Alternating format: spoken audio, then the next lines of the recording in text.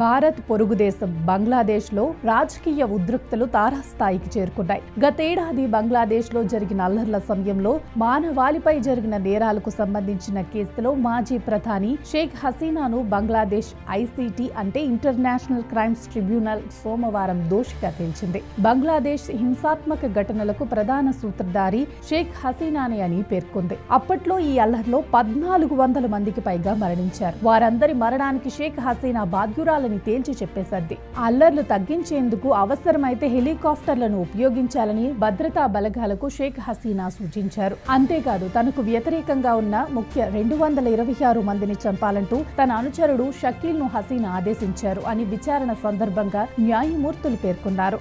అష్లియా చంకర్పుల్లలో 6గురితో సహా అనేక చోట్ల నిరసనకారులను పోలీసులు కాల్చి చంపారని ఐసీటీలోని 3 న్యాయమూర్తులతో ఒకరు చెప్పారు. ఈ హత్యలను షేక్ హసీనా ప్రధాన సూత్రధారి అని వ్యాఖ్యానించారు. ఇదే కాకుండా హసీనా విద్వేషపూరిత ప్రసంగాలతో విద్యార్థులను రెచ్చగొట్టారని కోర్టు పేర్కొంది.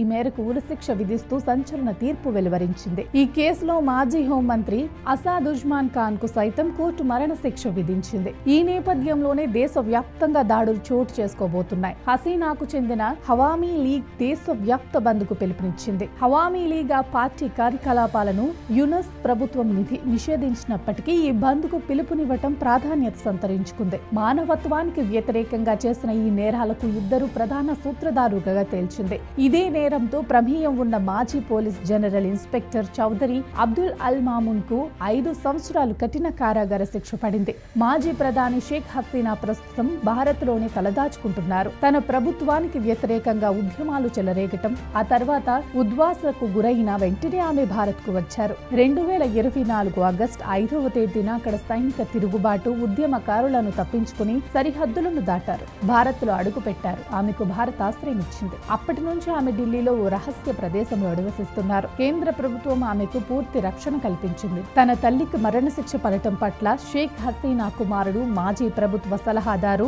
సజీబ్ వాజేద్ స్పందించారు. ఢాకాలో మాట్లాడారు. ఆమె ప్రస్తుతం భారత్ లో భద్రతా దళాల రక్షణలో సురక్షితంగా ఉన్నారని అన్నారు. హవామీ లీగ్ కు ఇకపై గట్టి మద్దతు లభిస్తుందని, తీర్పుకు వ్యతిరేకంగా నిరసనలు చెలరేగుతాయని హెచ్చరించారు. వచ్చే ఏడాది సార్వత్రిక ఎన్నికలకు ముందు అనిశ్చితిని సృష్టించడం ద్వారా పార్టీ ఎన్నికల నుండి నిషేధానికి గురైందని గుర్తు చేశారు.